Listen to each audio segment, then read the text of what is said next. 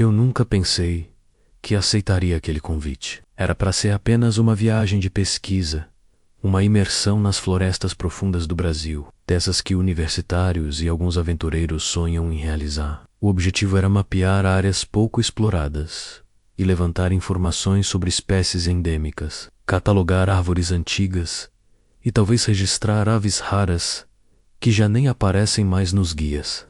Pelo menos era o que diziam os documentos oficiais entregues pela pequena instituição ambiental que financiava a jornada. Eu mesmo acreditava que se tratava apenas disso, uma expedição ecológica. Mas no fundo, algo em mim sabia que aquela viagem carregava um peso maior, algo que não estava escrito em nenhum papel e que eu só compreenderia tarde demais. Lembro-me bem da saída, o calor abafado de Manaus e o cheiro denso de gasolina misturado ao da madeira molhada, típico dos portos ribeirinhos.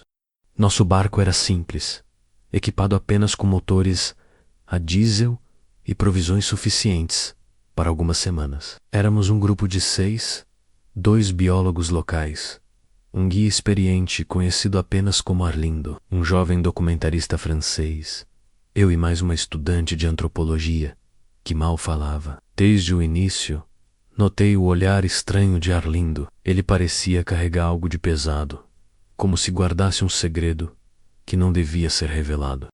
Quando lhe perguntei por que aceitara guiar estrangeiros tão fundo na mata, ele apenas respondeu: nem toda floresta foi feita para receber gente, mas já que vocês insistem, eu mostro o caminho. A viagem seguiu com lentidão pelo rio escuro, e à medida que nos afastávamos das áreas habitadas, percebia-se o silêncio crescente. Não era apenas a ausência de motores ou de outras embarcações. Era como se a própria mata nos observasse e aguardasse, pesada e imóvel. O sol mal penetrava as copas, e ao cair da tarde, o ar parecia mais denso, úmido, a ponto de pesar nos ossos. Conversávamos pouco, cada um imerso em seus pensamentos, e percebi que a atmosfera nos forçava a calar. A sensação era de estarmos atravessando um limite invisível, uma fronteira que separava o conhecido do proibido. Na segunda noite de viagem, montamos acampamento em uma pequena clareira, próxima à margem.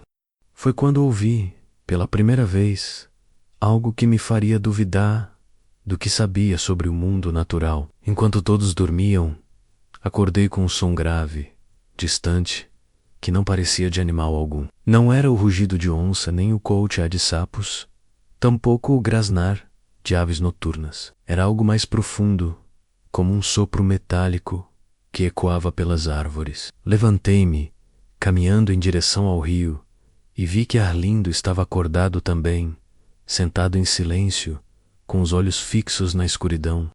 Ele não demonstrava surpresa, apenas uma espécie de resignação, como quem já ouvira aquilo muitas vezes. Quando perguntei o que era, ele respondeu apenas: a floresta falando. É melhor não responder. A Perry Dolly, percebi que aquela expedição não era tão simples. Havia algo não dito, algo que se escondia por trás das árvores. Nos dias seguintes, quanto mais adentrávamos o coração da mata, mais forte se tornava essa impressão.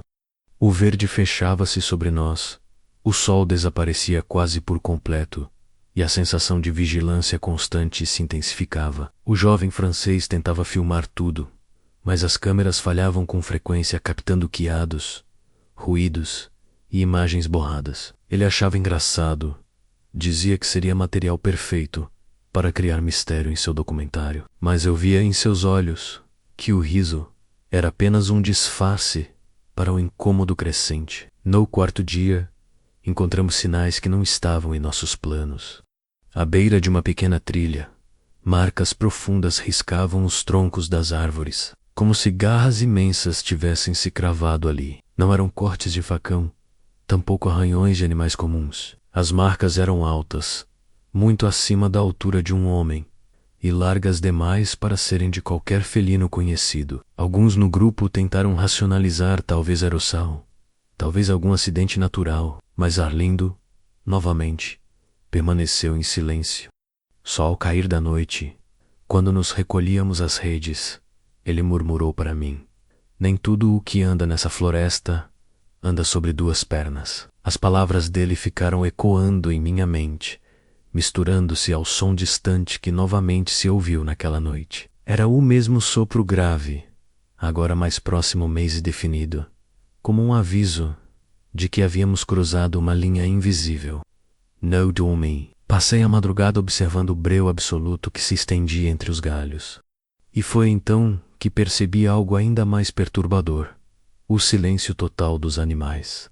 Nenhum inseto, nenhuma ave, nada, como se a floresta inteira tivesse parado de respirar para não chamar a atenção do que quer que estivesse lá fora. Foi nesse momento, ali deitado em minha rede, que compreendi que aquela jornada não se tratava de biologia, nem de ciência, nem de documentário. Havia algo maior, antigo e desconhecido que nos esperava no coração da selva. Algo que não queria ser encontrado, mas que parecia saber exatamente onde estávamos. E eu, pela primeira vez em minha vida, senti que talvez não estivéssemos mais viajando rumo ao interior da Amazônia, mas para fora de tudo o que conhecemos como realidade. A lembrança daquela noite ainda pulsa em minha mente, como se tivesse ocorrido ontem, como se a escuridão que me envolveu permanecesse colada à minha pele. A floresta parecia mais densa, e mesmo estando todos reunidos em torno de uma pequena fogueira, a sensação era de isolamento absoluto. O fogo estalava baixo, lançando sombras dançantes nos troncos, e os rostos dos meus companheiros oscilavam entre a fadiga e a inquietação. O francês, sempre com sua câmera em punho, tentava registrar a cena, mas o aparelho falhava novamente. A tela tremendo com faixas esverdeadas, que mais pareciam vultos atravessando a imagem. Ele resmungava, dizia que era culpa da umidade, mas eu sabia, e talvez ele também soubesse, que não era apenas isso. Naquela noite algo se infiltrava entre nós, silencioso e vigilante. O silêncio da mata era tão profundo que chegava a ensurdecer. Era como se a floresta tivesse expulsado todos os sons comuns, abolindo grilos, aves e sapos. Restava apenas o estalo irregular da fogueira e o barulho das nossas próprias respirações. Foi então que, sem aviso, um som se elevou da escuridão.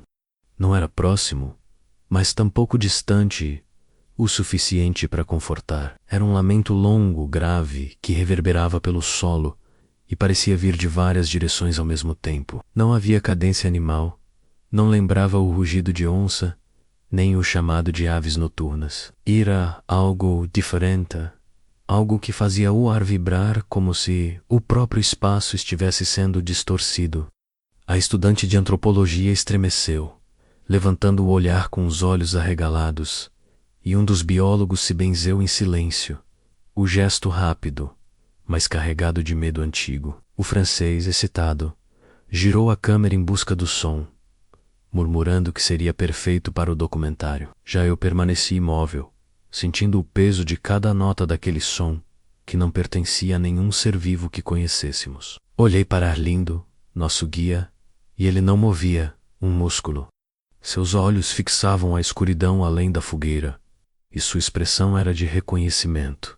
Ele não parecia surpreso. Quando enfim se virou para nós, murmurou baixo, como se temesse ser ouvido: não respondam, não chamem atenção. Se fingirmos que não estamos aqui, talvez a noite nos esqueça. Essas palavras me atravessaram como uma lâmina fria. Não eram conselhos comuns de um guia de selva.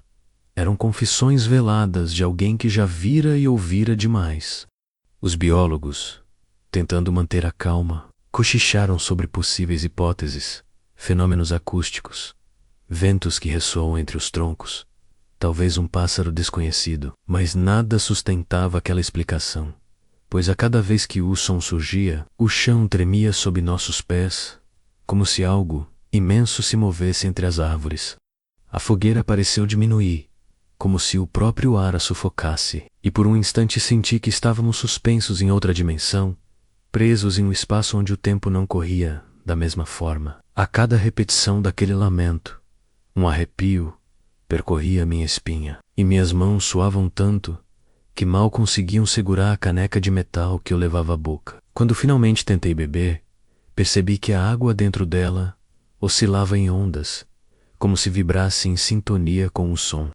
O francês, apesar de sua excitação aparente, não demorou a perder o controle. A câmera caiu de suas mãos e ele começou a falar rápido, em francês, palavras soltas que pareciam preces. A estudante chorava baixinho, cobrindo os ouvidos, e os biólogos trocavam olhares aflitos. Arlindo, porém, não se moveu. Apenas ergueu o olhar para o alto, como quem observa algo invisível entre as copas. E foi então que o som mudou. O lamento grave se transformou em algo mais agudo, como uma série de assobios estranhos, intervalados por pausas exatas, quase matemáticas. Era como se aquilo, seja lá o que fosse, estivesse tentando se comunicar. Aterrorizado, percebi que as pausas não eram aleatórias. Elas obedeciam a um ritmo constante, como se seguissem uma lógica. Não compreendi os padrões, mas era evidente que não se tratava de acaso. Era uma sequência deliberada. Alguém, ou alguma coisa, estava emitindo aquele chamado. Nesse instante, mais do que medo, senti uma consciência fria me observando. Não era apenas um animal perdido, não era apenas um som natural, era uma inteligência. O silêncio que se seguiu foi ainda pior. A floresta pareceu prender a respiração. Nenhum de nós ousava mover-se, como se qualquer gesto pudesse denunciar nossa presença. Então, do nada, um estalo seco ecoou na mata, alto, como se um tronco gigantesco tivesse sido partido ao meio. Em seguida, um segundo estalo, mais próximo, e o chão tremeu levemente. Não era terremoto, não era vento, era peso, era movimento. A fogueira se apagou repentinamente, não por falta de lenha, mas como se uma rajada invisível tivesse sugado seu oxigênio. Ficamos mergulhados na escuridão total, e nesse momento ouvi claramente algo respirando. Era um som lento e profundo, como o de um fole gigantesco, vindo de algum ponto além do nosso campo de visão. O francês tentou acender a lanterna, mas o aparelho não funcionou. Nem as câmeras, nem as lanternas Nemos Radios. Tudo falhava, como se estivéssemos envolvidos por um campo que rejeitava a tecnologia. Permanecemos assim, paralisados, até que a respiração cessou. O silêncio voltou a reinar, pesado e sufocante. E só então a fogueira reacendeu, fraca, tremulando, como se nunca tivesse se apagado. Arlindo nos mandou deitar e fechar os olhos, como se isso fosse suficiente para enganar o que estava lá fora. Ninguém dormiu. Passamos a noite em vigília, esperando o próximo som, a próxima respiração, o próximo estalo. Mas nada mais aconteceu. Quando a manhã chegou, a floresta retomou seus sons habituais, como se nada tivesse ocorrido. As aves cantavam, os insetos zuniam, e até o rio parecia mais tranquilo. Mas nenhum de nós foi capaz de acreditar naquela falsa normalidade. A estudante tinha olheiras profundas. O francês mal segurava a câmera com as mãos trêmulas, e os biólogos evitavam comentar o assunto. Arlindo apenas disse, num tom grave que mais parecia sentença: isso foi só a primeira noite. A floresta ainda não mostrou o que guarda. E eu soube, sem qualquer dúvida, que ele estava certo. O que havíamos ouvido não era um acaso, era um prenúncio. A viagem tinha acabado de cruzar um limiar invisível, e dali em diante não estaríamos apenas explorando a selva, estaríamos sendo explorados por ela, sondados, medidos, talvez testados. E naquele instante, compreendi que a nossa presença ali não era apenas intrusão, era um convite aceito por forças que não compreendíamos. Na manhã seguinte, quando o sol finalmente conseguiu atravessar as copas densas e trazer algum calor à clareira onde havíamos passado a noite, ninguém tinha coragem de falar sobre o que ouvira. Era como se o silêncio fosse uma regra não escrita, como se pronunciar as lembranças da madrugada fosse reabrir a porta para aquilo que respirava além da fogueira. A estudante mantinha os olhos baixos. O francês tentava inutilmente limpar as lentes da câmera, como se o embaçamento fosse apenas suor ou umidade. E os biólogos se agarravam a cadernos e pranchetas, rabiscando anotações irrelevantes só para parecerem ocupados. Arlindo, por sua vez, cortava galhos em silêncio, preparando o caminho de volta ao rio, embora todos soubéssemos que a rota não seria para trás, e sim mais fundo, cada vez mais fundo na floresta. Partimos a Maiodéia, carregando equipamentos, e o calor da selva pesava sobre nossos ombros. O ar era denso, úmido a ponto de sufocar, e a cada passo tínhamos a sensação de penetrar em um mundo que não queria ser invadido. As árvores se erguiam como colunas de uma catedral interminável, o chão coberto por folhas em decomposição que escondiam raízes traiçoeiras e pequenas poças de lama. Foi em uma dessas poças que encontramos o primeiro sinal concreto de que a floresta guardava segredos que não constavam em nenhum guia. O francês foi o primeiro a notar. Ele apontou com a mão trêmula para uma marca funda na lama, próxima ao leito de um igarapé estreito. Nos aproximamos em silêncio e o que vimos paralisou a todos. A marca tinha a forma de um pé, mas não de um pé humano. Era maior, muito maior, do tamanho de 3 pés sobrepostos. Os dedos eram alongados, afilados, e a profundidade da impressão indicava um peso imenso. O mais perturbador era que havia outras marcas semelhantes, formando uma sequência irregular que se estendia pela margem, como se algo tivesse caminhado por ali durante a noite. Os biólogos tentaram medir, fotografar, comparar. Um deles disse que talvez fosse uma impressão de anta deformada, outro sugeriu erosão causada pela água. Mas logo perceberam que não havia lógica. As marcas estavam nítidas demais, recentes demais, como se o barro ainda guardasse o calor de quem as deixara.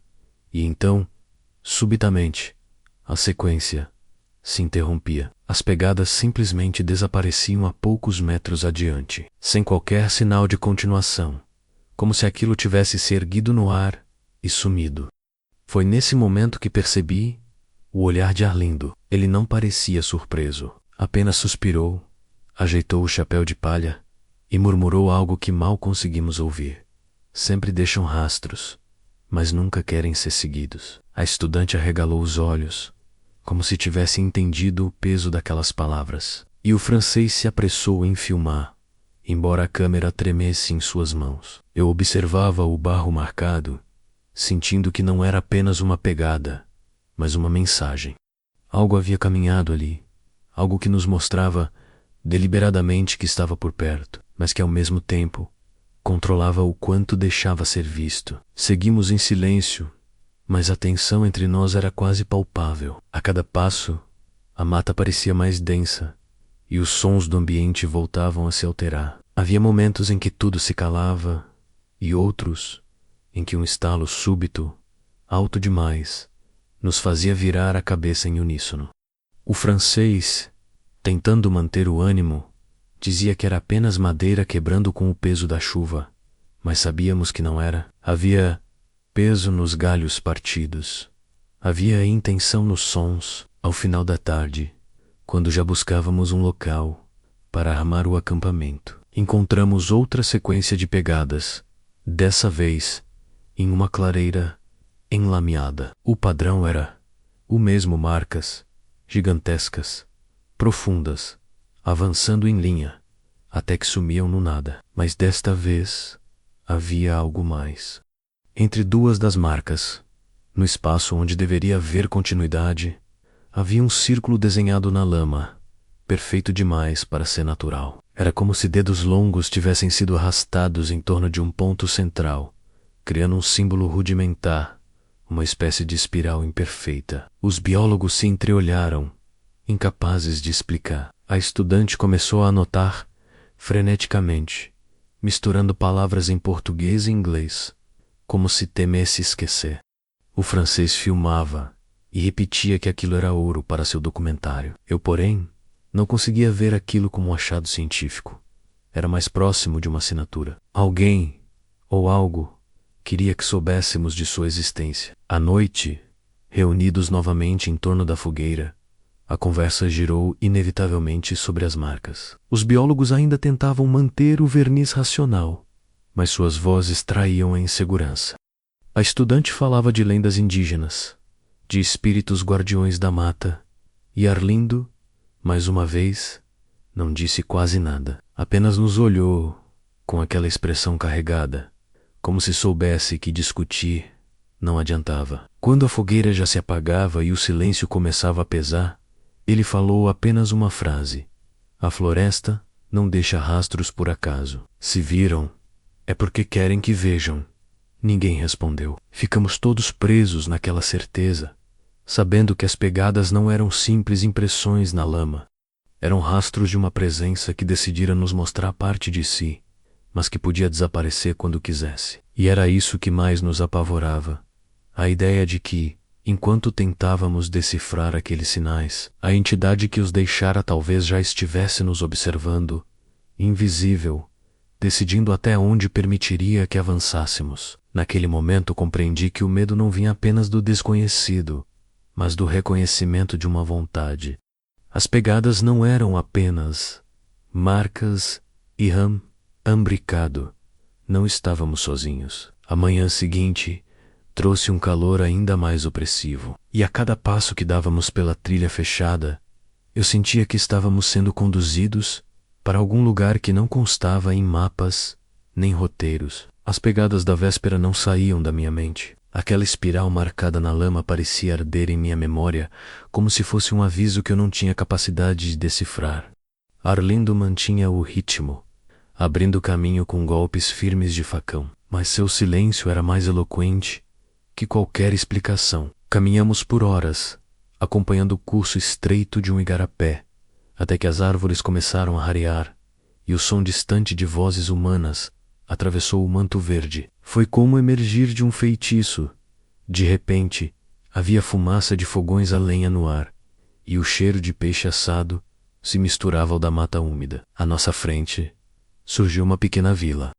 Eram casas simples, feitas de madeira escura e cobertas de palha, alinhadas ao redor de um espaço central de terra batida. Crianças brincavam descalças, mulheres lavavam roupas no rio, homens remendavam redes de pesca. A cena poderia ser comum, quase banal, mas havia algo no ar que a tornava diferente. Quando perceberam nossa aproximação, o silêncio caiu como um manto sobre a vila.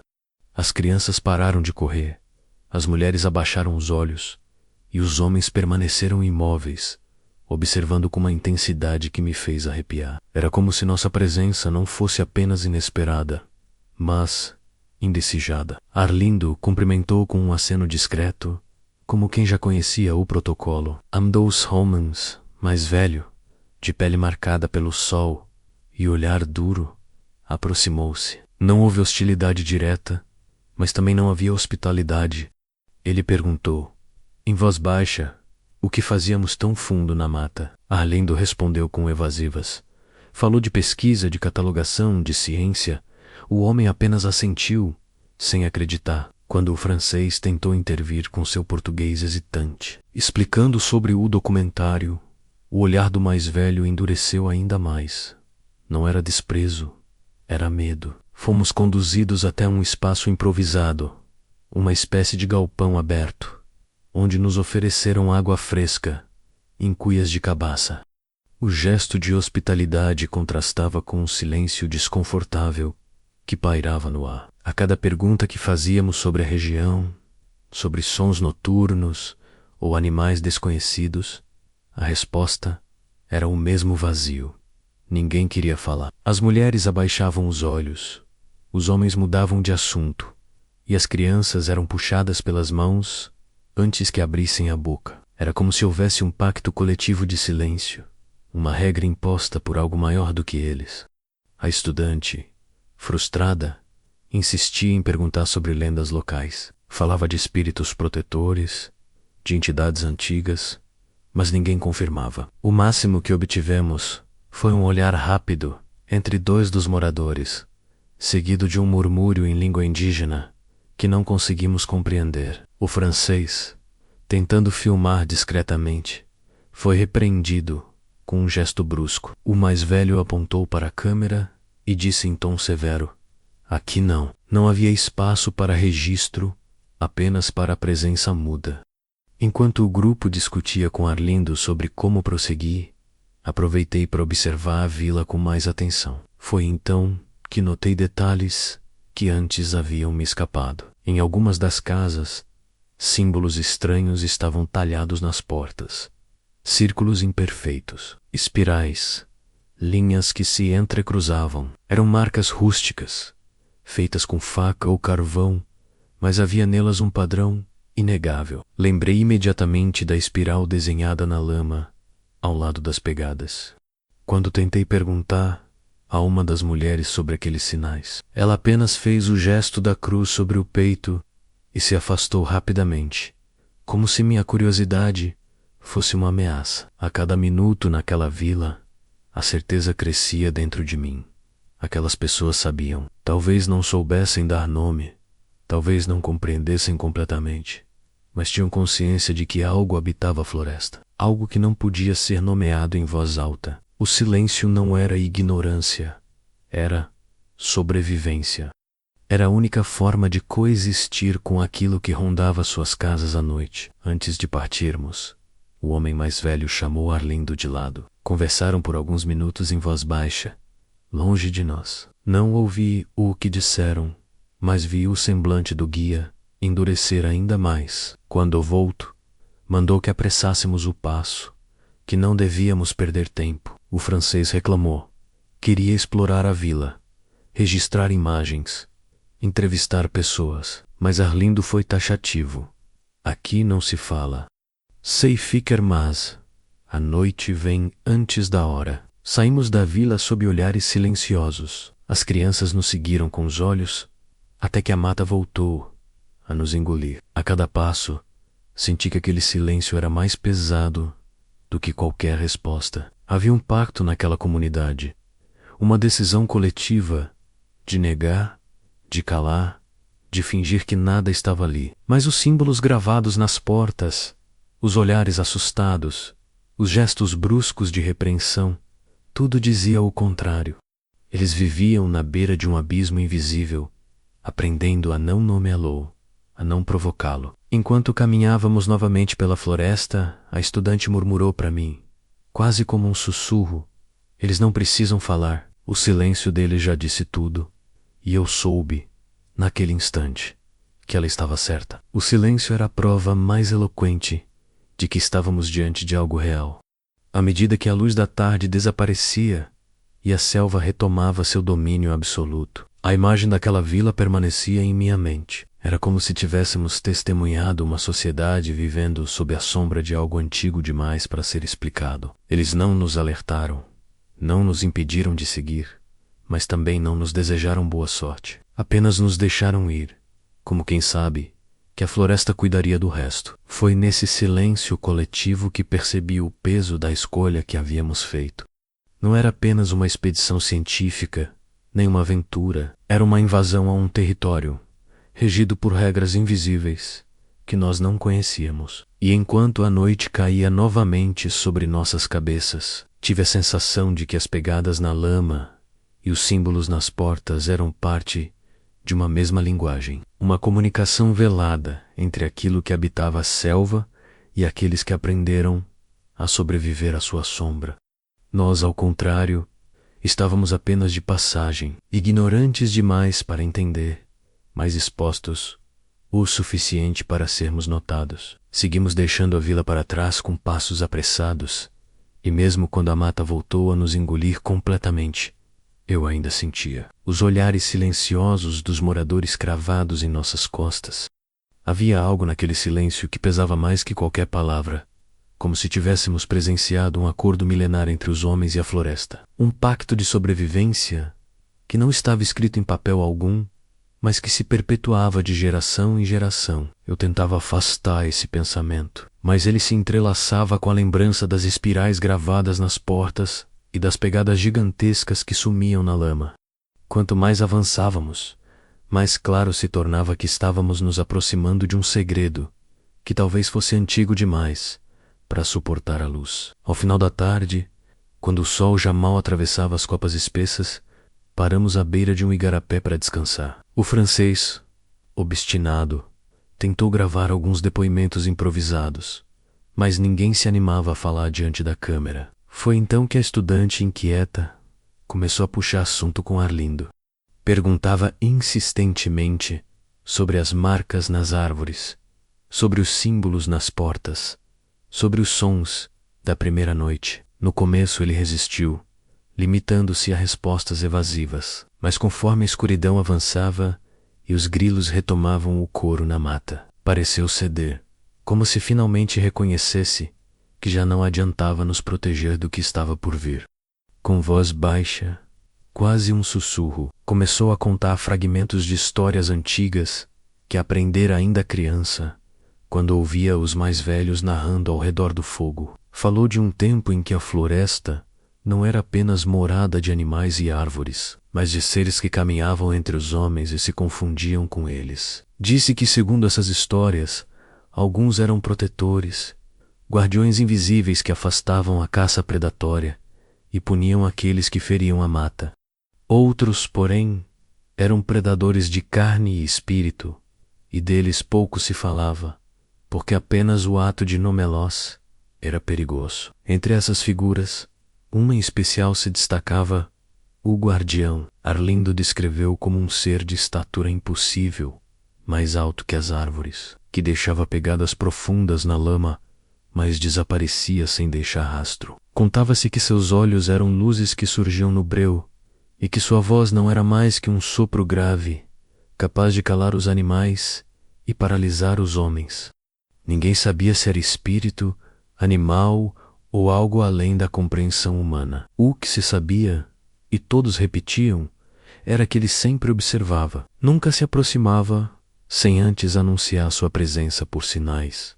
Marcas nas árvores, símbolos no chão, espirais nas portas. Eram advertências silenciosas, lembretes de que a floresta não pertencia a nós. Os biólogos riram nervosamente, tentando reduzir o peso das palavras a meras lendas indígenas.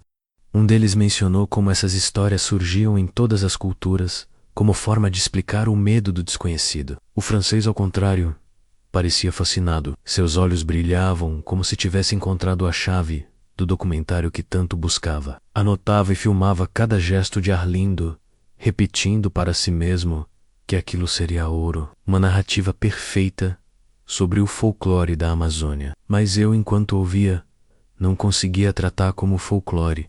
As marcas que havíamos visto, os sons que ouvimos, o silêncio dos moradores, tudo apontava para algo mais. Quando a noite caiu por completo, acampamos em um espaço estreito entre duas árvores gigantes. A fogueira crepitava abaixo, lançando uma luz vacilante que mal vencia a escuridão ao redor. Foi ali que a estudante, com a voz embargada, perguntou a Arlindo se o guardião era real. Ele não respondeu de imediato, apenas ficou olhando para o fogo como se buscasse coragem. Depois disse: a floresta tem olhos. Não precisa acreditar em lenda para sentir. Vocês já ouviram, já viram. Acreditando ou não, ele está. Essas palavras ficaram ecoando em meu peito durante toda a noite. Tentei me convencer de que eram apenas histórias para amedrontar crianças, mas não consegui. Lembrei da respiração pesada que ouvimos, dos estalos nos troncos, das pegadas que desapareciam. Nada disso podia ser explicado com facilidade, e eu sabia que a cada passo estávamos nos aproximando mais do coração desse mistério. A fogueira se apagou lentamente, e por um instante, antes que o sono me vencesse, tive a impressão de ver duas luzes fracas surgirem entre as árvores, como olhos que observavam à distância. Quando pisquei, sumiram, e me convenci de que era apenas cansaço. No entanto, ao amanhecer, encontramos um novo sinal. Ao lado de nossas redes no-show úmido, alguém havia traçado uma espiral perfeita, como as que víramos nas portas da vila. Não havia pegadas, não havia rastro de quem a desenhou, apenas a marca solitária, fria e silenciosa, lembrando-nos de que o guardião não era apenas uma história contada à beira do fogo. Ele estava conosco, invisível, acompanhando cada passo. Naquele instante percebi que não éramos exploradores descobrindo os segredos da selva. Éramos intrusos sendo medidos, observados, talvez julgados. E se havia um guardião, como diz Arlindo, então nossa travessia já não dependia de nós, dependia apenas da vontade da floresta e de sua criatura. A madrugada passou arrastada, e embora nenhum de nós tenha tido coragem de admitir, ninguém conseguiu dormir de verdade depois de encontrar a espiral desenhada ao lado das redes. O dia nasceu envolto em uma névoa fina que parecia engolir as árvores mais distantes, e a sensação era de que estávamos entrando em um território cada vez menos humano. Os biólogos, talvez tentando se agarrarem à racionalidade que ainda restava, apressaram-se em organizar as pranchetas e câmeras, mas as mãos lhes tremiam e os olhos denunciavam noites mal dormidas e medo crescente. A estudante observava em silêncio, abraçada aos próprios joelhos, como se estivesse tentando se proteger de algo invisível. O francês, por sua vez, parecia ainda mais excitado, como se cada detalhe bizarro fosse combustível para o filme que queria produzir. Mas seu sorriso era forçado e a câmera vacilava sempre que se erguia para gravar. Arlindo, o guia, foi quem primeiro percebeu as marcas.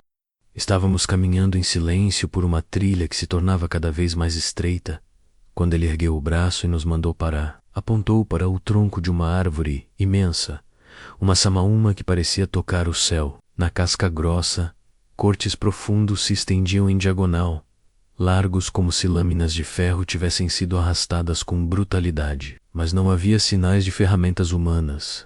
Eram marcas irregulares, selvagens, que penetravam fundo na madeira. Aproximamo-nos com cautela, e um dos biólogos, especialista em fauna, murmurou que nem mesmo a onça de maior porte conseguiria fazer aquilo. As garras de um animal não teriam tanta amplitude, tampouco poderiam alcançar tamanha altura. Seguimos pela trilha e logo percebemos que não era um caso isolado. Outras árvores exibiam os mesmos sinais, sempre altos demais, largos demais. Algumas marcas ainda eram recentes, como se a seiva escorresse fresca, denunciando que haviam sido feitas não muito tempo antes. O francês filmava tudo com entusiasmo, mas a cada nova árvore marcada sua respiração ficava mais pesada, como se no fundo soubesse que aquilo não era simples material de documentário. Era evidência de que estávamos sendo seguidos, talvez guiados. Quanto mais avançávamos, mais as marcas se repetiam. Era como se estivéssemos dentro de um corredor invisível, ladeado por troncos rasgados, como garras que riscavam sinais de posse na floresta. A cada marca, a sensação de vigilância aumentava. Não eram arranhões aleatórios.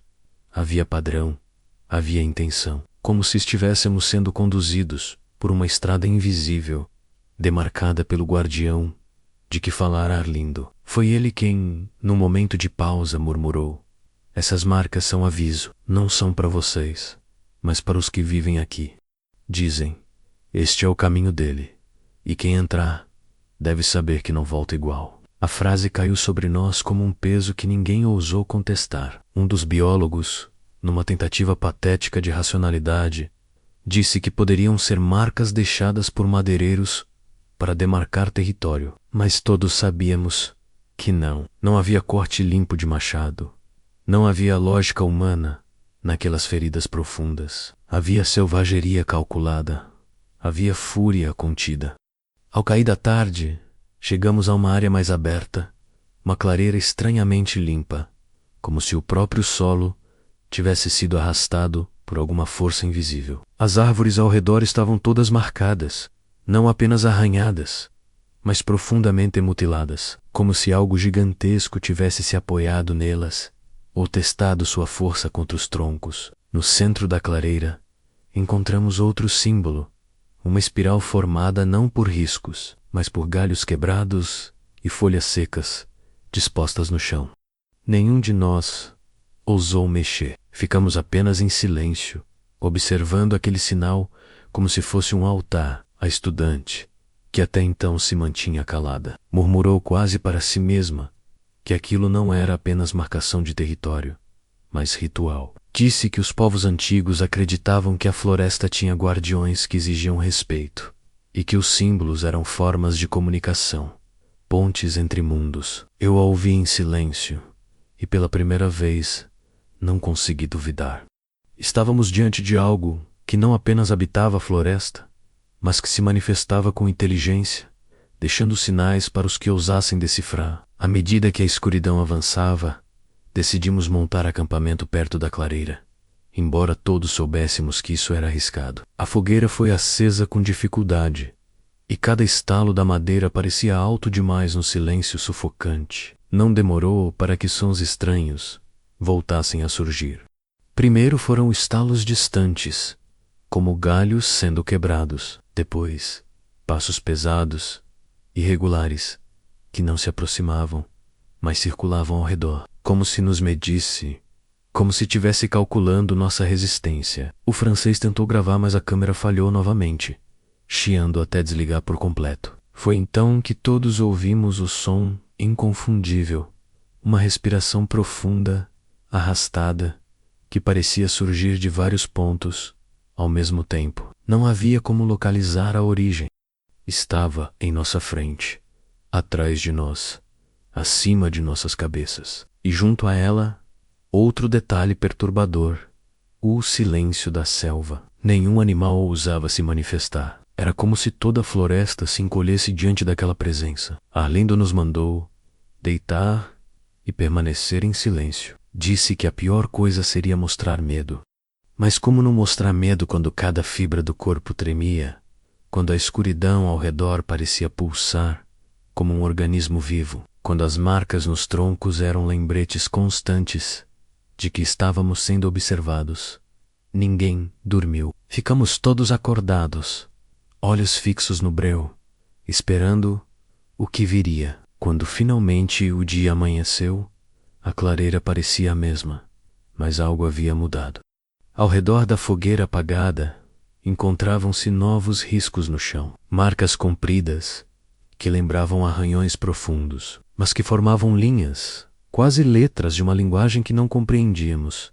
Estava claro, não era coincidência. Estávamos sendo seguidos e agora estávamos sendo respondidos. Compreendi naquele instante que não se tratava mais de apenas testemunhar a existência de algo desconhecido.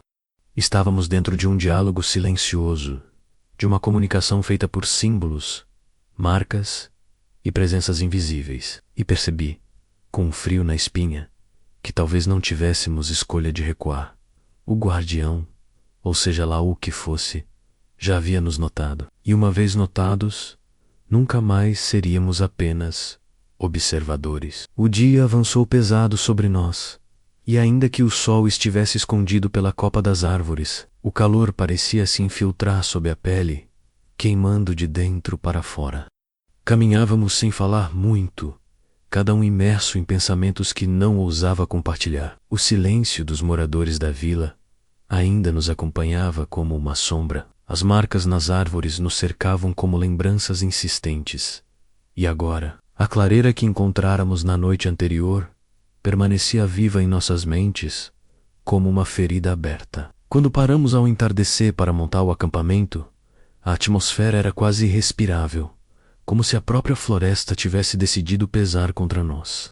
Armamos as redes com pressa, erguemos a fogueira no centro e tentamos nos convencer de que seria uma noite como as outras, apenas mais uma noite em uma selva inóspita. Mas havia em cada gesto uma pressa desconfortável, uma consciência de que nada seria normal. O francês não parava de ajeitar a câmera, como se ainda acreditasse que poderia capturar provas, mas a cada tentativa o aparelho respondia com falhas, chiados e telas escuras.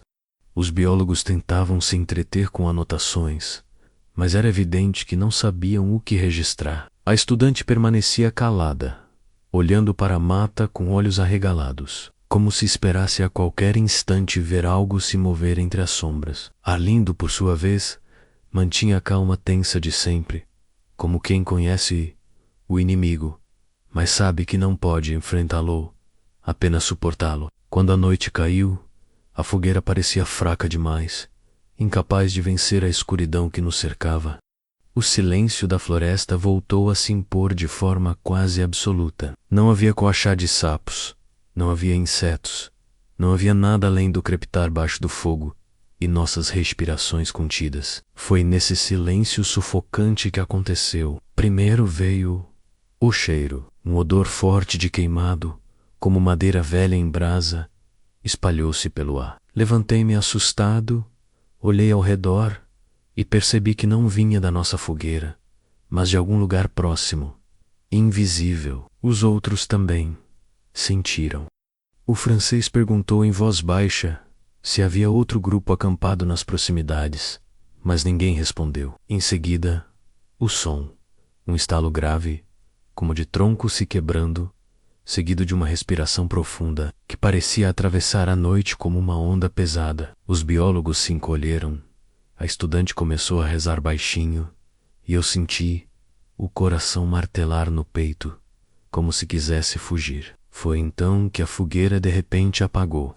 As brasas sumiram como se nunca tivessem existido, e ficamos mergulhados em escuridão total. Apenas o cheiro de queimado permanecia, cada vez mais intenso, invadindo os pulmões. Tentei acender a lanterna, mas como nas outras vezes, nada funcionava. Foi nesse breu absoluto que vimos a luz estranha, uma claridade tênue, alaranjada, que surgia em círculos no chão, ao nosso redor. Era como se alguém tivesse espalhado cinzas incandescentes, formando uma marca na terra.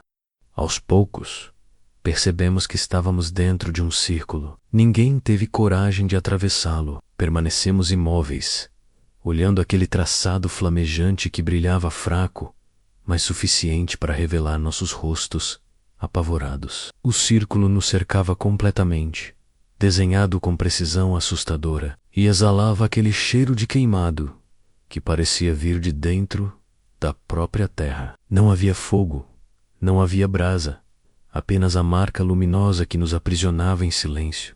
O francês, num gesto de desespero, tentou gravar, mas a câmera nem sequer ligou. Um dos biólogos começou a chorar baixinho, repetindo que aquilo não podia ser real, que era efeito de alguma reação química no solo. A estudante apertava um crucifixo contra o peito, e eu não conseguia tirar os olhos da linha incandescente que nos cercava. Arlindo, por sua vez, permaneceu imóvel, respirando fundo, como se já tivesse visto aquilo antes.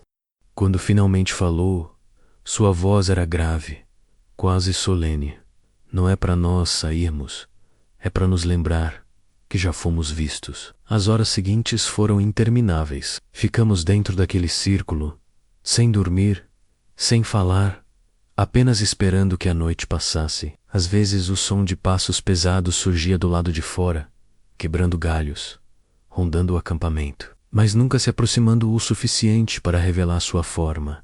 Outras vezes, era apenas a respiração, lenta e profunda, que parecia atravessar a pele e alcançar nossos ossos. Eu sentia o ar vibrar, como se algo enorme estivesse de pé a poucos metros, observando em silêncio. Quando finalmente a madrugada começou a ceder lugar ao dia, a claridade tênue desapareceu. O círculo se apagou lentamente, até restarem apenas marcas de cinza fria no chão. A floresta voltou a emitir seus sons normais. Os pássaros começaram a cantar, e o cheiro de queimado sumiu como se nunca tivesse existido. Mas sabíamos que não era um delírio. O círculo estava lá, marcado na terra, como prova de que havíamos sido cercados por algo que não se preocupava em esconder sua presença. Ao recolhermos nossas coisas para seguir viagem, ninguém se atreveu a comentar. O francês estava pálido. Os biólogos mal conseguiam segurar os cadernos. A estudante andava com o crucifixo apertado contra o peito. E Arlindo mantinha o mesmo silêncio resignado. Partimos da clareira em silêncio absoluto, sabendo que não estávamos mais apenas atravessando a floresta, mas presos em um jogo cujas regras não conhecíamos. E no fundo, todos sabíamos. Aquela havia sido apenas a segunda noite. O guardião não mostrara seu rosto, mas mostrara que podia ser carnaz quando quisesse, que podia apagar o fogo e desenhar símbolos ao nosso redor, como quem marca território. Não éramos exploradores, não éramos aventureiros, éramos prisioneiros em um terreno que não nos pertencia. E eu, enquanto caminhava em silêncio atrás de Arlindo, sentia que o círculo de cinzas ainda queimava dentro de mim, como uma marca invisível, um lembrete de que já estávamos envolvidos demais para recuar. Seguimos pela manhã, como quem carrega nas costas um peso invisível. O círculo de cinzas que encontráramos ao redor do acampamento na noite anterior permanecia gravado em nossas mentes, ainda mais do que na terra, e eu sentia, a cada passo, que algo dentro de nós havia sido marcado para sempre. O silêncio do grupo era absoluto. Ninguém tinha coragem de comentar o que vira, como se as palavras fossem capazes de chamar de volta aquilo que nos cercara. Apenas Arlindo mantinha seu semblante duro, mas eu percebia em seus olhos algo diferente.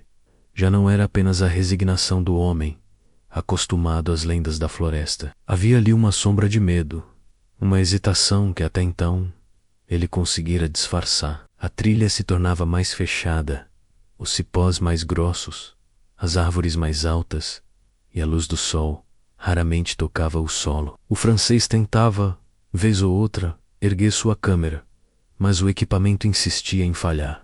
Um dos biólogos murmurava para si mesmo sobre reações químicas, compas magnéticos, qualquer explicação que pudesse justificar o círculo luminoso da noite anterior. A estudante caminhava em silêncio, olhos baixos, crucifixo apertado entre os dedos. Eu mesmo sentia o coração pesado, como se caminhássemos cada vez mais para dentro de um labirinto, do qual não havia saída. Foi no meio da tarde que aconteceu. Estávamos atravessando uma região pantanosa, onde o solo cedia sob os pés e o ar parecia mais denso. Quando Arlindo se afastou do grupo por alguns metros, disse que queria verificar a frente da trilha, garantir que não estávamos andando em círculos. Nós o vimos desaparecer entre as árvores grossas e ficamos esperando, em silêncio, apenas o barulho da água lamacenta e dos mosquitos enchendo os ouvidos. Passaram-se alguns minutos e a ausência dele começou a pesar. O francês foi o primeiro a comentar, perguntando por que estava demorando. Os biólogos chamaram pelo nome dele uma ou duas vezes, mas a floresta devolveu apenas o eco abafado de nossas próprias vozes. De repente, ouvimos. Não foi um estalo, não foi o barulho comum de galhos quebrando. Foi um grito, mas não era humano. Era longo, profundo, como um rugido misturado a um lamento, algo que parecia rasgar o ar em todas as direções. O som nos atravessou como uma lâmina, fazendo o coração acelerar e os ossos tremerem. Não dava para dizer se era a voz de Arlindo distorcida pelo medo ou se era outra coisa, maior, impossível, imensamente antiga. O certo é que foi a última vez que ouvimos sua presença. Corremos na direção de onde ele havia desaparecido, mas encontramos apenas silêncio.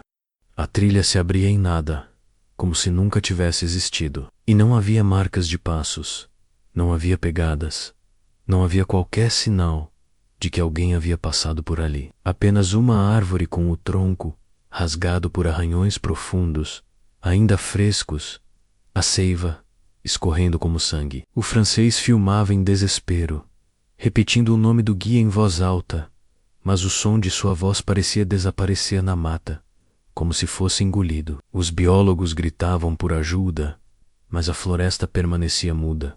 Foi a estudante quem percebeu primeiro, no chão, perto das raízes da árvore marcada. Havia uma espiral desenhada na lama, tão perfeita quanto as outras que já havíamos encontrado, mas essa parecia diferente, mais densa, mais carregada de significado, como se fosse a assinatura final de algo que nos observava e agora havia decidido agir. Ela caiu de joelhos, começou a chorar em silêncio, e eu senti o estômago se revirar, entendendo que não havia erro.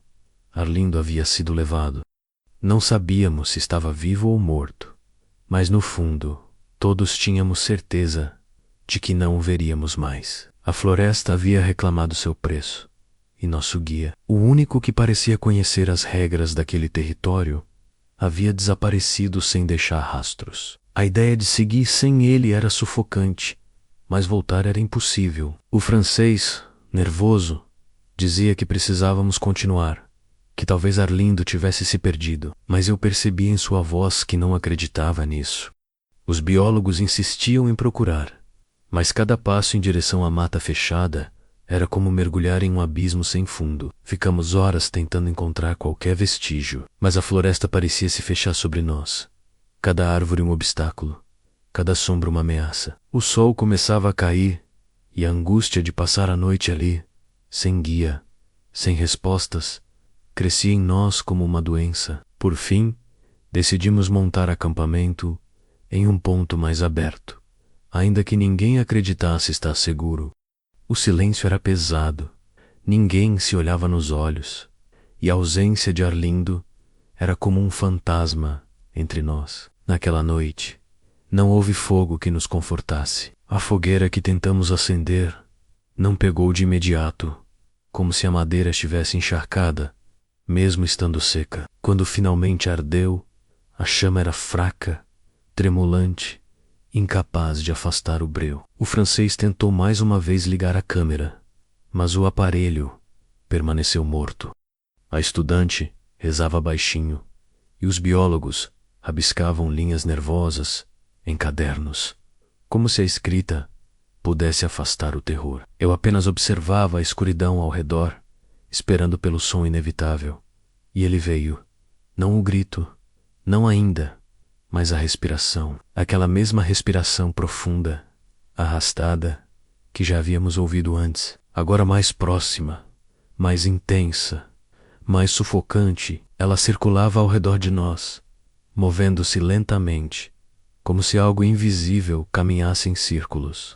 A fogueira se apagava e reacendia como se o ar fosse sugado em intervalos. Fechei os olhos, tentei rezar, mas tudo o que senti foi o peso daquela presença, como se estivesse a centímetros do meu rosto. Na madrugada, quando o silêncio finalmente voltou, ninguém ousou falar. Apenas esperamos o sol nascer.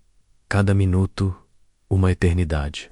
Quando a manhã chegou, olhamos em volta e vimos algo que nos gelou. No lugar onde Arlindo deveria estar. Na rede que deixara armada, havia apenas cinzas espalhadas pelo vento, como se ele nunca tivesse existido. Foi nesse momento que compreendi de forma definitiva. Não estávamos apenas testemunhando sinais. Não estávamos apenas ouvindo histórias. A floresta havia escolhido e começara a tomar de nós um por um. E se o grito que ouvimos não era humano, então talvez Arlindo tivesse sido levado não para morrer, mas para algo pior, algo que nenhuma palavra conseguiria explicar. A ausência de Arlindo nos deixou como náufragos em mar revolto, perdidos em uma imensidão verde que não perdoava passos incertos. O silêncio de sua rede transformada em cinzas era como uma ferida aberta, e ninguém ousava mencioná-lo em voz alta. Era como se pronunciar seu nome fosse convidar a floresta a reclamar outro de nós. Seguimos adiante pela manhã, sem discutir, cada um carregando o peso de sua ausência de maneira diferente. O francês falava demais, como se quisesse preencher com palavras o vazio. Os biólogos mergulhavam em cálculos e hipóteses que não convenciam nem a si mesmos. A estudante caminhava em silêncio com os olhos baixos, murmurando orações que mal se ouviam. Eu apenas andava cada passo mais pesado, sentindo a certeza de que estávamos sendo guiados por forças invisíveis. O caminho se tornava cada vez mais irregular, ladeado por árvores imensas que lançavam sombras permanentes, e o solo encharcado dificultava qualquer avanço. Foi então que, após atravessarmos um trecho de lama profunda, um dos biólogos tropeçou em algo duro. No início pensamos que fosse uma raiz exposta, mas ao limparmos a superfície, percebemos que era pedra. O estranho era a forma. Não se tratava de uma rocha qualquer perdida na floresta. Era um bloco irregular, mas com faces alisadas, como se tivesse sido esculpido ou polido. Abaixamo-nos em torno dele e começamos a retirar a lama que o cobria. Aos poucos, linhas foram surgindo, riscadas na superfície com precisão. Símbolos.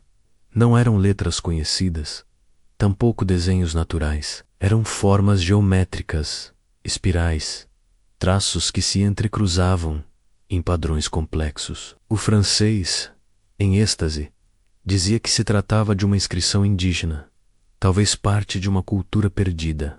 Os biólogos se entreolhavam, tentando encontrar explicações, mas não havia lógica. A estudante, com os olhos fixos na pedra, apenas murmurou que já tinha visto símbolos semelhantes nos sonhos. Quanto mais limpávamos, mais claro ficava que aquilo não pertencia ao acaso. A pedra parecia antiga, muito mais antiga do que qualquer vestígio humano naquela região. A superfície era fria ao toque, mesmo sob o calor sufocante, e havia algo perturbador na forma como os símbolos pareciam mudar conforme a luz os tocava. Às vezes eram espirais perfeitas, às vezes linhas que lembravam olhos, às vezes formas que fugiam à compreensão. Era como se a própria pedra respirasse sob nossos dedos. Foi nesse momento que percebemos outra coisa. Em volta do bloco, o solo estava livre de folhas. Não havia a camada espessa de decomposição comum à floresta. O chão estava limpo, nu, como se nada ousasse repousar ali. A clareira ao redor da pedra parecia recente, mas também eterna, como se a floresta tivesse se curvado a um espaço que não lhe pertencia. O silêncio se fez novamente. Não havia pássaros, não havia vento, apenas a respiração trêmula de cada um de nós. O francês tentou colocar a câmera diante da pedra, mas o aparelho morreu de imediato. Como sempre, ele bateu com a mão, amaldiçoou em francês, mas nada adiantava. A estudante, ajoelhada, começou a traçar os símbolos com os dedos, como se quisesse compreendê-los. Um dos biólogos tentou impedi-la, dizendo que poderia ser perigoso, mas ela o ignorou. Quando seu dedo percorreu a maior das espirais, um estalo grave ecoou no chão, como se a terra tivesse reagido. Todos recuamos de imediato, mas a pedra permaneceu imóvel, fria e silenciosa. Arlindo, se ainda estivesse conosco, talvez soubesse o que significava.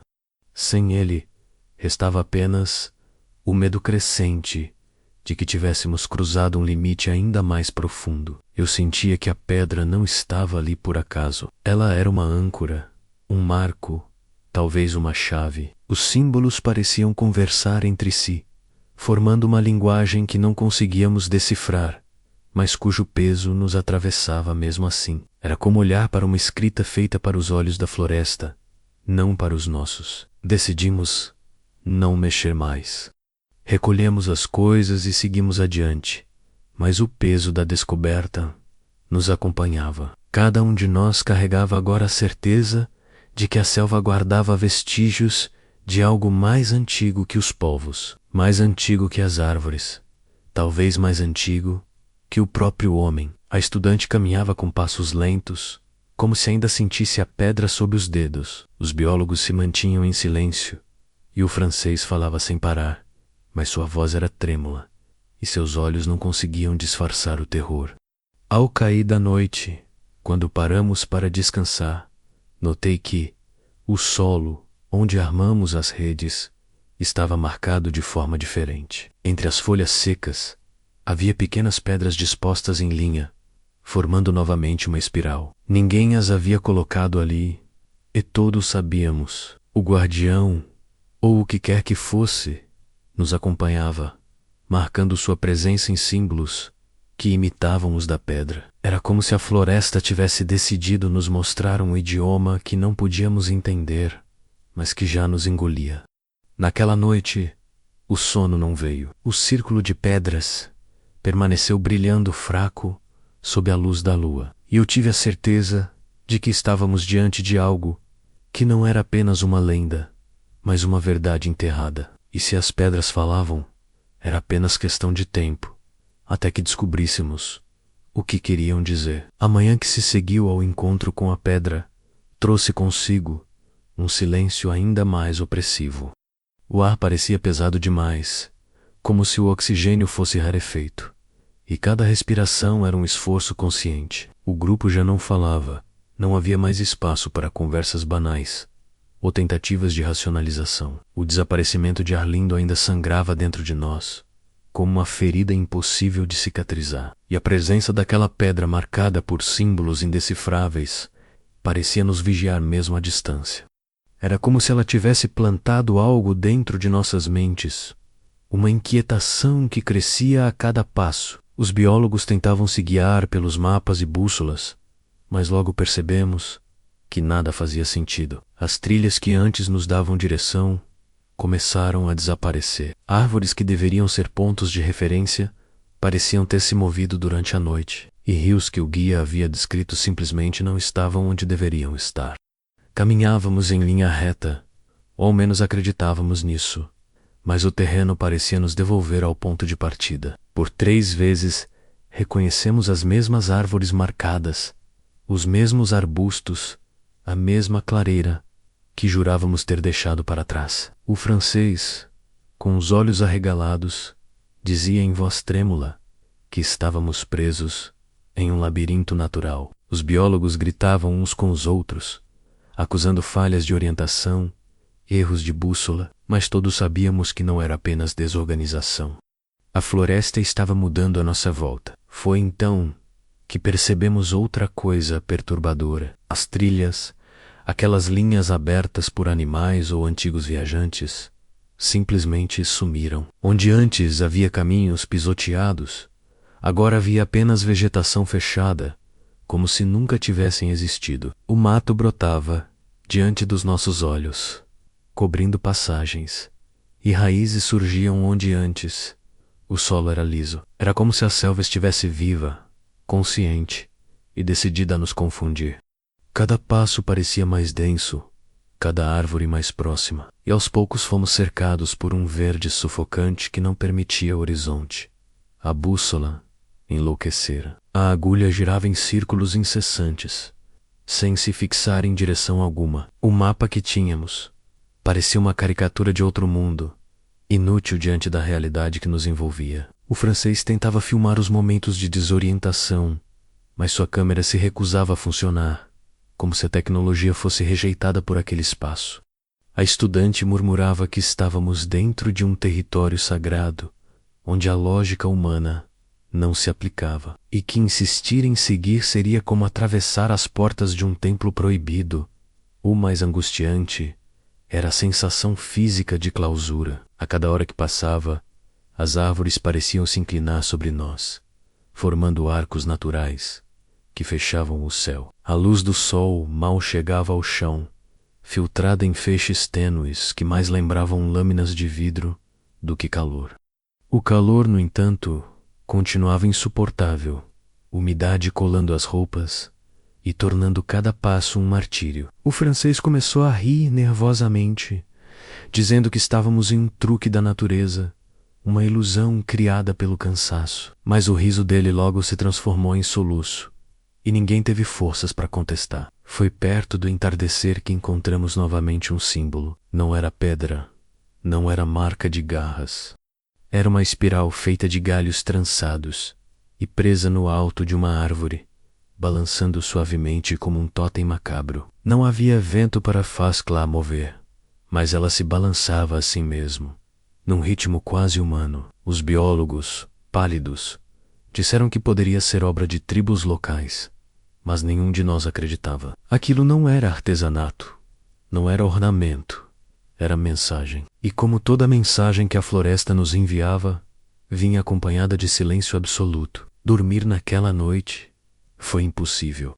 Armamos o acampamento em um espaço improvisado, mas a sensação era de que as árvores estavam se fechando ao nosso redor, encurtando o perímetro a cada hora. O fogo da fogueira não queimava como deveria, as chamas se arrastavam em labaredas baixas, sufocadas por um ar que parecia pesado demais. A respiração ao redor voltou, pesada, lenta, percorrendo a escuridão, circulando nossas redes como um predador que mede a presa antes do ataque.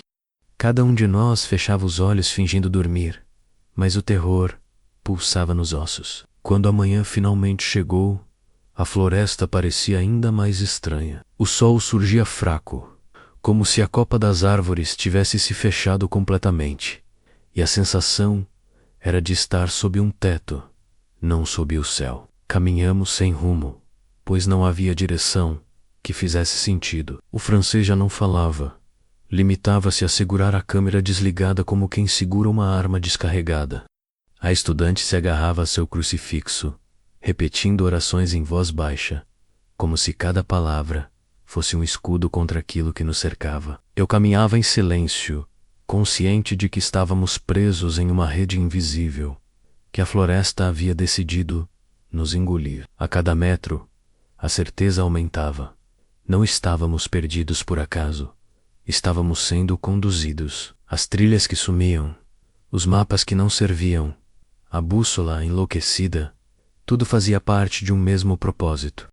O guardião não queria apenas nos confundir, queria nos levar a algum lugar, queria que chegássemos a um ponto que ele havia escolhido, e nós impotentes apenas seguíamos, sabendo que o próximo passo não seria nosso, mas ditado por uma força que nunca aprenderíamos a compreender. A floresta havia nos engolido por completo. Não caminhávamos mais por uma trilha, não havia mais clareiras que nos dessem fôlego. Apenas o verde fechado, as raízes elevadas como muralhas, e um silêncio que parecia cada vez mais denso. O sol já não atravessava as copas, e mesmo em pleno dia, a sensação era a de estarmos dentro de uma noite turva, uma noite que respirava. Os biólogos já não discutiam. Não havia mais espaço para explicações racionais.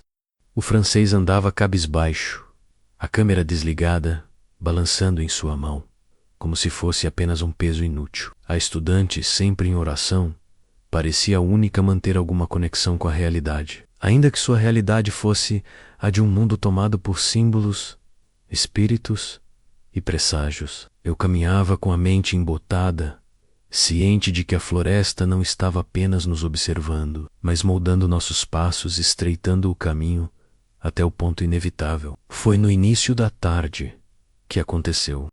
Estávamos atravessando um terreno irregular, o solo tomado por lama e raízes entrelaçadas, quando o silêncio foi rasgado por um estalo grave, tão forte que fez as árvores vibrarem. Não era apenas um tronco caindo, era como se a floresta tivesse se curvado sob o peso de algo imenso. Todos pararam ao mesmo tempo, os olhos fixos em direção ao som. Um dos biólogos tentou murmurar alguma coisa, mas a voz morreu na garganta quando vimos. Entre as árvores, algo se moveu. Não era animal, não era homem.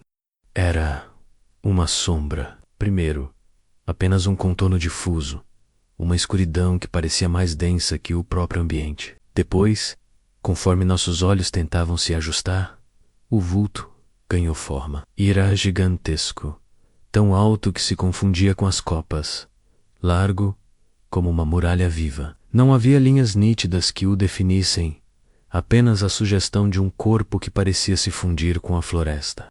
Mas os olhos eram inconfundíveis. Duas luzes, fracas e profundas, que brilhavam entre as sombras como brasas adormecidas. Elas nos observavam, não havia dúvida. O francês deixou escapar um grito abafado, e a câmera caiu de sua mão, afundando na lama. Os biólogos ficaram imóveis, petrificados, como se qualquer movimento pudesse atrair a atenção do que quer que fosse. A estudante caiu de joelhos, murmurando uma prece entrecortada. Eu não consegui me mover, o corpo paralisado por um instinto antigo, primitivo, que dizia que não havia escapatória. A sombra não avançou, permaneceu imóvel, como se apenas quisesse ser vista. E foi então que ouvimos a respiração. Não vinha de um único ponto, mas de todos ao mesmo tempo. Era profunda, lenta, um fôlego que parecia sugar o ar da floresta inteira. As folhas tremeram o chovaibro e senti meus ossos ressoarem com um som. Não era um ser vivo no sentido que conhecemos. Era algo mase, algo que existia em uma escala que não tínhamos como compreender. De repente, a sombra se moveu. Não com rapidez, não com violência, apenas deslizou entre as árvores, e onde ela passava, O verde parecia se fechar ainda mais. Os troncos estalavam, galhos se partiam, mas não havia barulho de passos, não havia peso que esmagasse o solo. Era como se não estivesse inteiramente ali, como se flutuasse em um espaço entre o nosso mundo e outro. Quando os olhos se voltaram novamente para nós, tive a certeza de que estava diante de uma consciência. Aquilo não era apenas instinto animal, era observação, cálculo, talvez julgamento. O francês, em um acesso de desespero, correu em direção contrária, gritando que não queria morrer ali. Mal deu 10 passos antes de ser engolido pelo verde. O som de seu corpo desapareceu em segundos, e apenas um estalo seco ecoou de longe, como se um galho gigantesco tivesse se partido.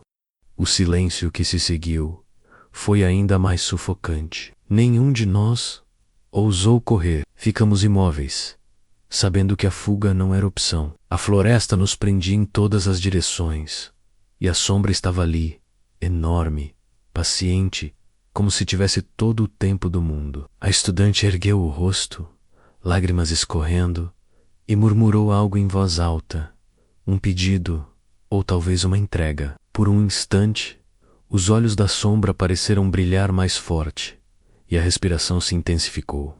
Depois, lentamente, o vulto começou a se afastar, dissolvendo-se entre as árvores. O som da floresta não voltou, os pássaros não cantaram, mas o peso daquela presença diminuiu. Ficamos ali, em silêncio, até termos coragem de respirar fundo novamente. Quando finalmente seguimos caminho, o francês não estava mais entre nós. Não encontramos corpo, não encontramos pegadas, nada além de mais uma espiral marcada na lama, exatamente no ponto em que ele havia desaparecido. Era o mesmo símbolo que nos acompanhava desde o início, repetido com uma precisão que já não parecia casual. Era como uma assinatura deixada pelo guardião, lembrando-nos que nada escapava de seus olhos. A caminhada depois disso foi automática. Ninguém falava, ninguém discutia, apenas avançávamos, cada vez mais conscientes de que já não tínhamos controle sobre nada. A floresta havia decidido quem ficaria e quem seria levado, e não havia mapa, bússola ou conhecimento científico capaz de nos salvar. O guardião nos via, nos seguia, e agora havia se mostrado. O encontro não foi uma revelação, foi um aviso, um lembrete de que a selva não era território humano e que estávamos vivos apenas porque ainda não havíamos sido escolhidos para desaparecer. Depois do encontro com a sombra, já não havia mais dúvidas dentro de nós. A floresta não era apenas o cenário de nossa expedição, ela era um organismo vivo e consciente, e nós estávamos presos dentro de sua vontade, como insetos em uma teia. A ausência de Arlindo ainda ecoava em nossas lembranças como um grito distante. O francês tinha sido engolido pela mata, como se nunca tivesse existido. E o grupo se resumia a mim, à estudante e aos 2 biólogos, todos reduzidos ao silêncio e ao medo mais cru.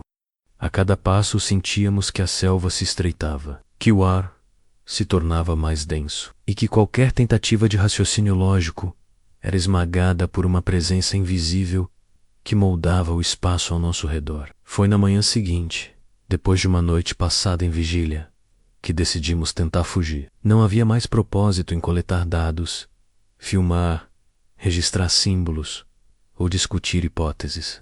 O único objetivo era encontrar uma saída, qualquer que fosse, e deixar para trás aquele território amaldiçoado. Armamo-nos de coragem e escolhemos uma direção aleatória, na esperança de que, caminhando sem parar, conseguiríamos nos afastar.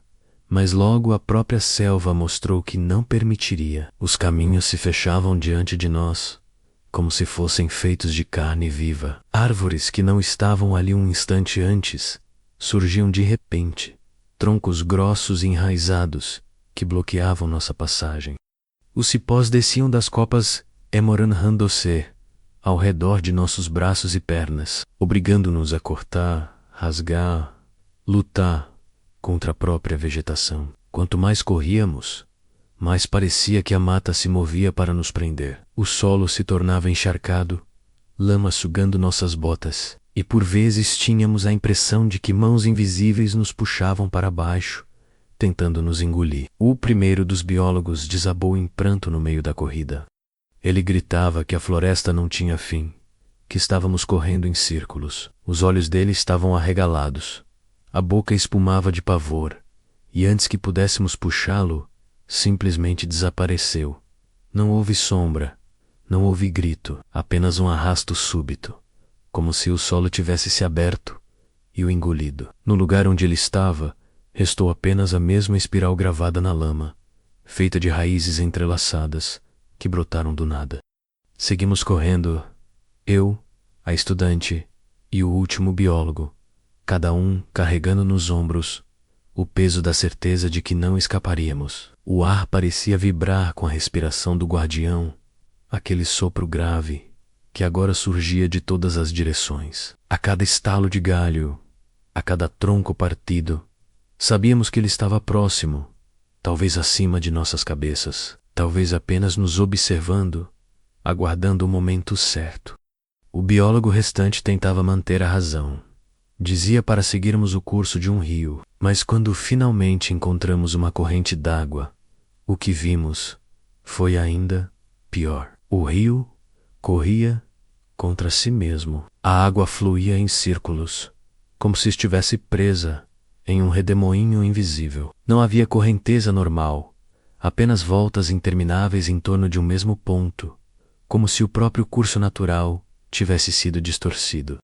Ao olhar para aquela água, tive a sensação de que ela não refletia o céu, mas outra coisa, uma escuridão sem fundo, que pulsava como um coração. O biólogo tentou se aproximar para coletar amostras, mas a estudante o puxou com força, gritando que aquilo não era água, irra, armadilha. Continuamos correndo pela margem, desesperados, mas logo percebemos que estávamos novamente em terreno conhecido. As mesmas árvores marcadas, o mesmo espaço aberto, a mesma sensação de já termos passado por ali.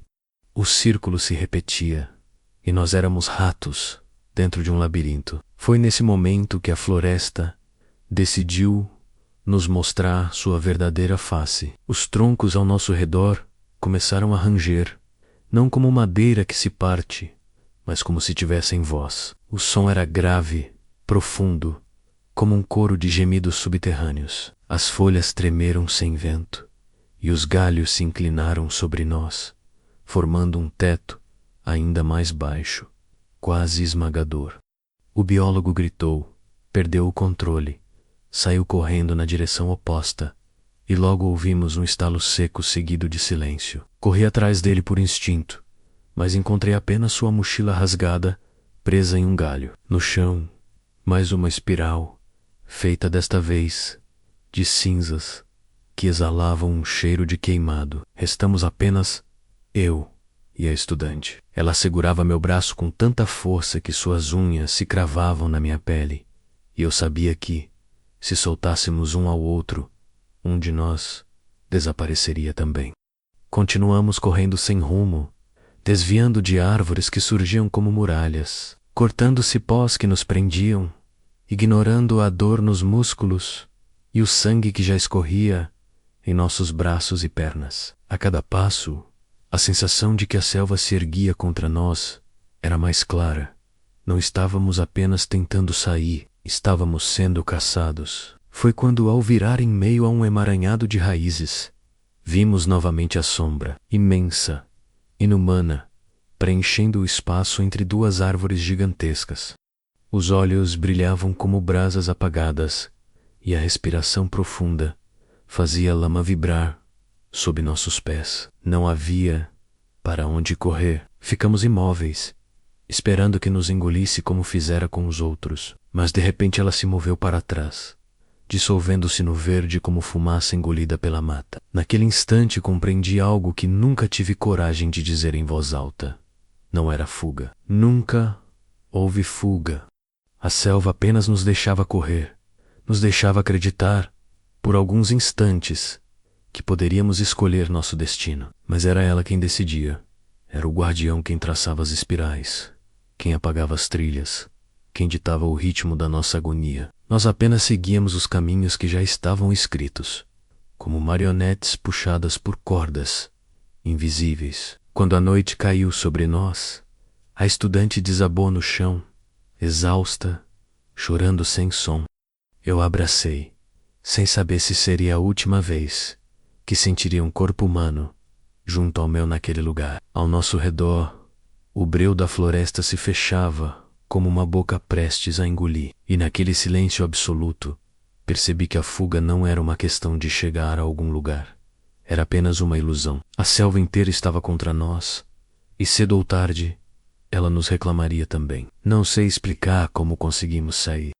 A última lembrança clara que tenho é da noite em que a floresta parecia se fechar sobre nós como uma muralha de raízes e sombras. Quando eu e a estudante já não corríamos, apenas arrastávamos nossos corpos entre os galhos que pareciam nos prender, e as raízes que surgiam do chão como serpentes vivas. Em algum momento, depois de horas que não ouso medir, a respiração profunda que nos cercava cessou. O ar, que até então pesava como chumbo, pareceu afrouxar, e uma brisa leve cortou o silêncio.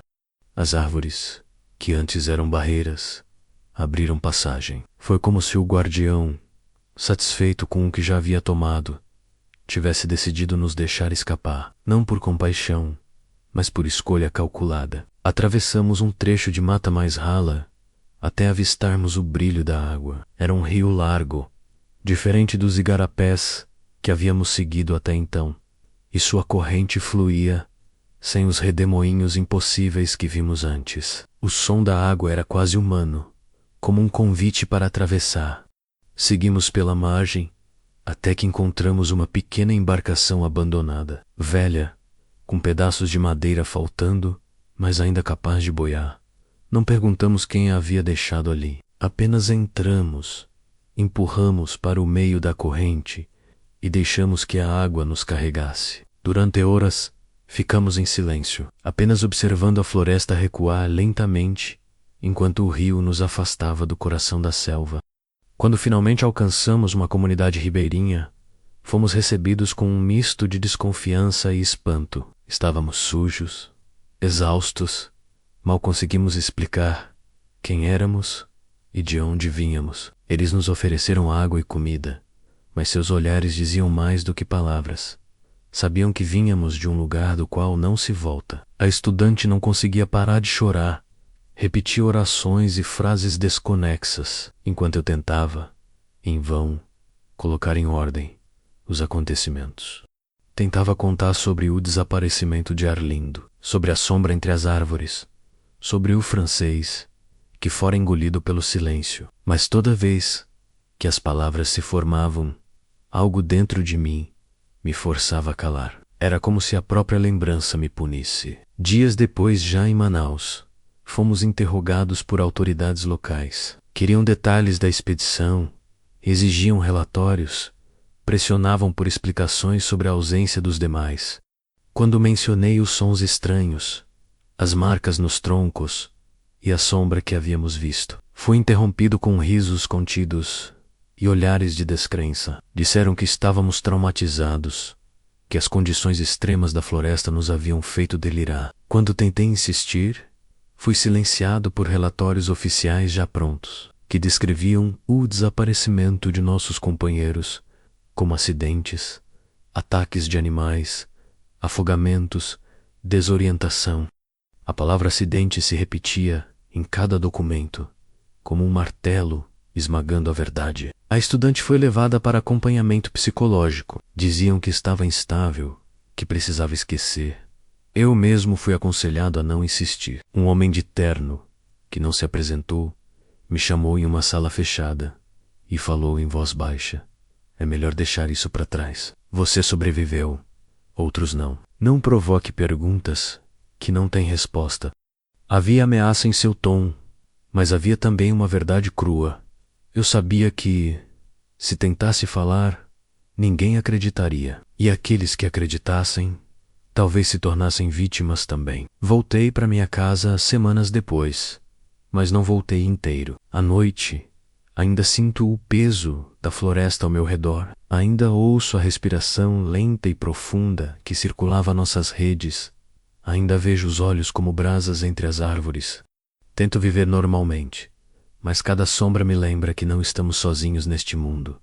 O guardião não ficou na selva. Ele vive na memória, no silêncio, nos cantos escuros de cada quarto. A estudante nunca mais me procurou. Ouvi dizer que abandonou os estudos e se isolou em uma cidade pequena, como se tentasse escapar da própria mente. Dos biólogos e do francês, restaram apenas nomes em relatórios oficiais, estatísticas frias em documentos que não contam nada. Com o tempo, aprendi a não falar.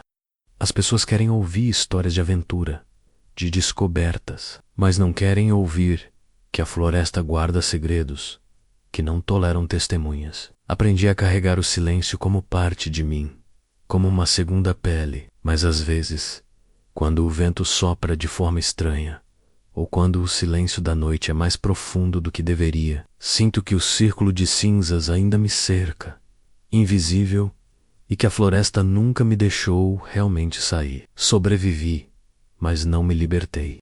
Hoje, ao escrever este relato, não busco convencê-los, nem provar nada, apenas aliviar o peso de carregar sozinho um segredo que arde como fogo dentro da mente. Sei que as autoridades vão negar, sei que os papéis oficiais contam outra história, mas eu vi, eu ouvi, eu estive lá, diante da sombra gigante entre as árvores, e sei que a floresta não esquece. Talvez eu tenha escapado uma vez, mas o guardião, paciente como a própria terra, ainda observa.